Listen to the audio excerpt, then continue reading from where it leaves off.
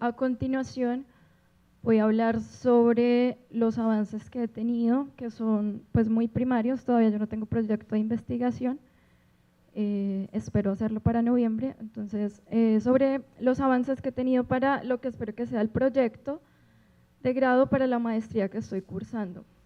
El título de este working paper, y pues que es un título optativo para el proyecto de grado, es el estatus jurídico de los animales en Colombia y su fluctuación. Entonces voy a empezar contando primero por qué me acerqué al tema, y después de qué manera me he aproximado a lo que espero que sea el contenido, y finalmente unas conclusiones que, como dije, son preliminares.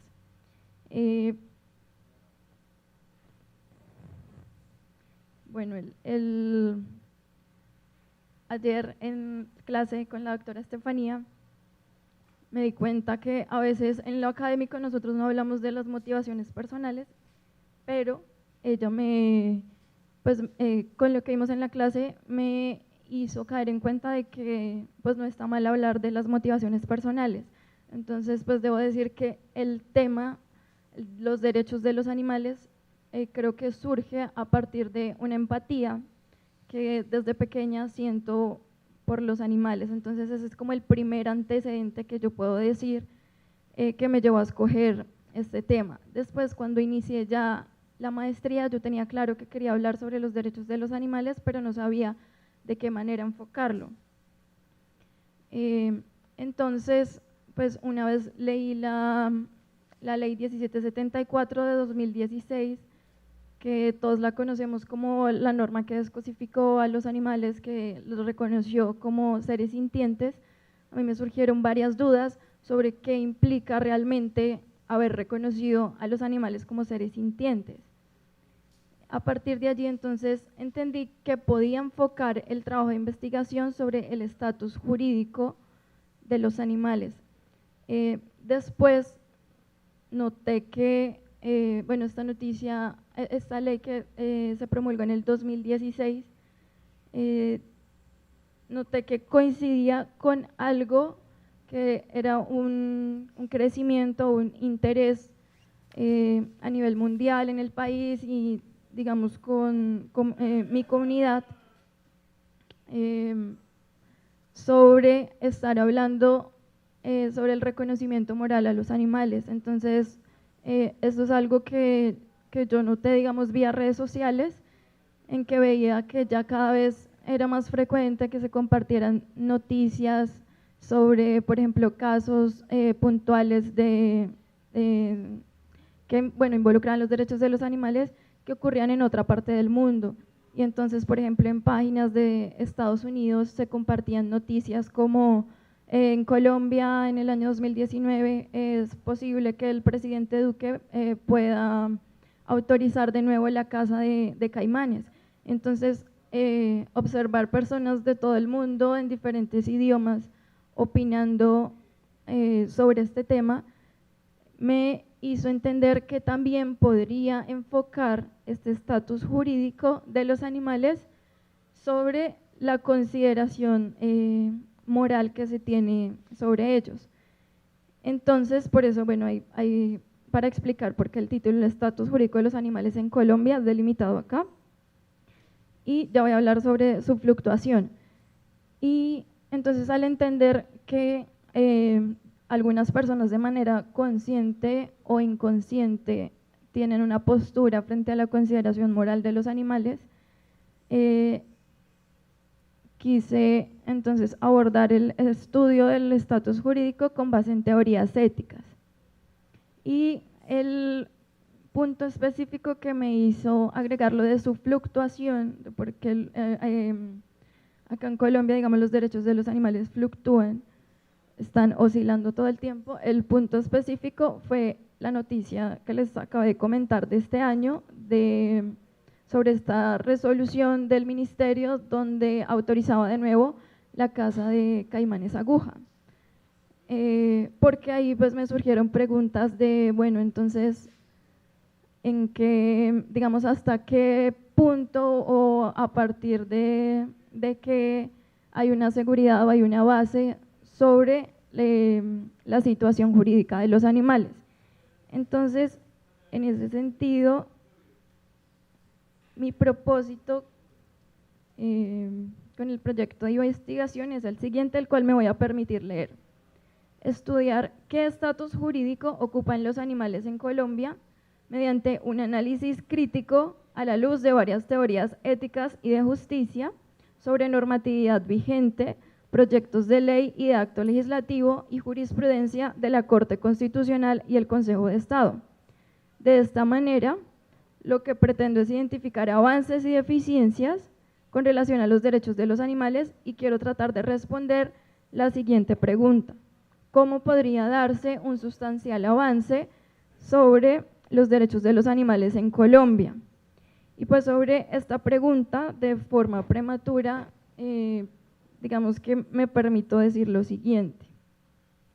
El reconocimiento de los derechos de los animales y la protección de los mismos fluctúa dependiendo de los gobiernos de turno, tanto territoriales como nacionales, de los cambios jurisprudenciales y de los debates del Congreso.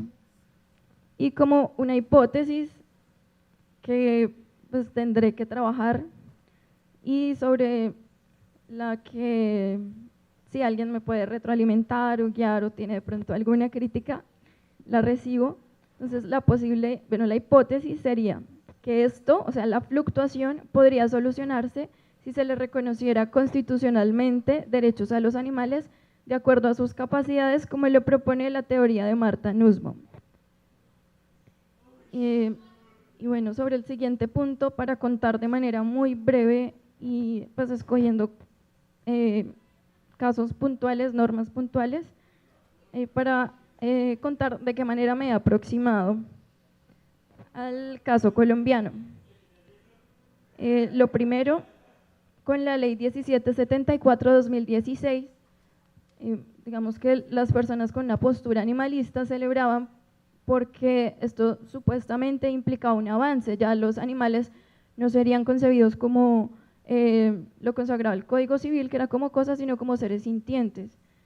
A partir de esto, entonces, implicaba una serie de deberes indirectos por parte de las personas hacia los animales. Esto supuestamente era un avance, pero resulta que esto se trata de una mera incorporación nominal, pues desde el año 1989, con el Estatuto de Protección Animal, que esta ley fue la que lo modificó, resulta que en Colombia ya se reconocía a los animales como seres sintientes. Entonces esta ley lo que hizo fue simplemente de manera formal y taxativa decir seres sintientes. Entonces no hubo mayor avance, solo fue una incorporación nominal. Acá de pronto con esta norma el avance sería la creación del tipo penal de maltrato animal. Y pues sobre su efectividad ya eso sería para otra investigación.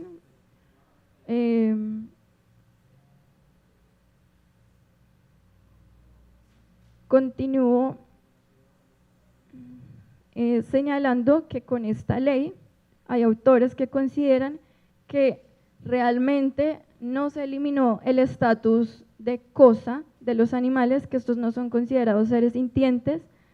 Pues, ¿qué ocurre? Esta norma que prohíbe el maltrato y bueno, gracias. Sí, ya me voy a acercar a las conclusiones. Esta norma que prohíbe el maltrato, en realidad tiene unas excepciones. ¿Cuáles son esas excepciones? Cuando se beneficien a los humanos, por ejemplo, en temas de recreación, lo pongo entre comillas, entonces en ese momento ya los animales dejan de ser seres sintientes para hacer cosas. Por esto es que ahorita está en debate el tema de las corridas de toros o de la experimentación animal. Sobre la jurisprudencia del Consejo de Estado y la Corte Constitucional, de manera breve voy a decirlo, he analizado que las posturas de estas altas cortes son principalmente o atienden principalmente a una ética utilitarista, en donde sí se ha dado protección a los animales, pero pensando en qué beneficio tiene para los humanos. Entonces, por ejemplo, a veces utilizan argumentos kantianos donde señalan, bueno, es que hay que proteger a los animales porque esto en últimas va a llevar a que los seres humanos se comporten moralmente con sus congéneres. Sin embargo, aparte de estos argumentos utilitaristas o antropocentristas, ya se han empezado, la Corte Constitucional ha empezado a argumentar ahí como de ladito argumentos ecocentristas, y una de las pocas veces en que utilizó un argumento que se encamina más a la teoría que yo quiero estudiar en este proyecto de investigación, que sale de Martha Nussbaum, fue cuando en esta sentencia declaró inexequible la excepción a que las corridas de toros no fueran consideradas maltrato animal. Ahí hubo tres salvamentos de voto donde se puede evidenciar una argumentación más enfocada hacia la inclusión de los animales, digamos, dentro de una teoría de la justicia, o a reconocerlos individualmente y no como parte del ambiente, como es ahora que en virtud de jurisprudencia de la Corte Constitucional, cuando se habla de animales se entienden vinculados directamente al artículo 79 que habla sobre el medio ambiente. Entonces, en este caso, a pesar de que la sentencia fue anulada, se ve un avance porque ya se ha empezado a estudiar, argumentar de otra forma. Finalmente, entonces, las conclusiones preliminares son las siguientes. Primero, el estatus jurídico de los animales en Colombia es el de seres sintientes, no el de titulares de derechos. Sin embargo, se ha empezado a hablar jurisprudencialmente ya no solo de deberes hacia ellos, sino de derechos implícitos.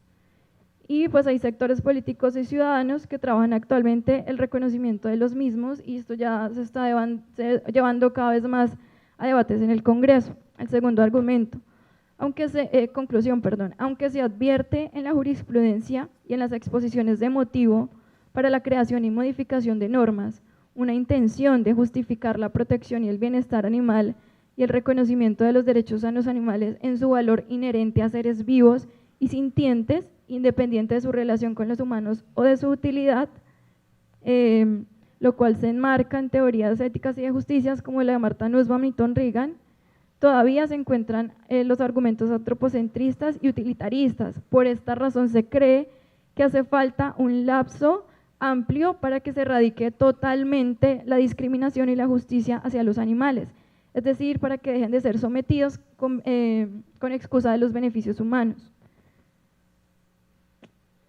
La penúltima conclusión es que la protección y el bienestar de los derechos implícitos de los animales, que se representan en los deberes de las personas hacia estos, fluctúan dependiendo de los gobiernos de turno. O sea, iba a dar un ejemplo sobre algunos municipios, pero creo que el tiempo no me alcanza.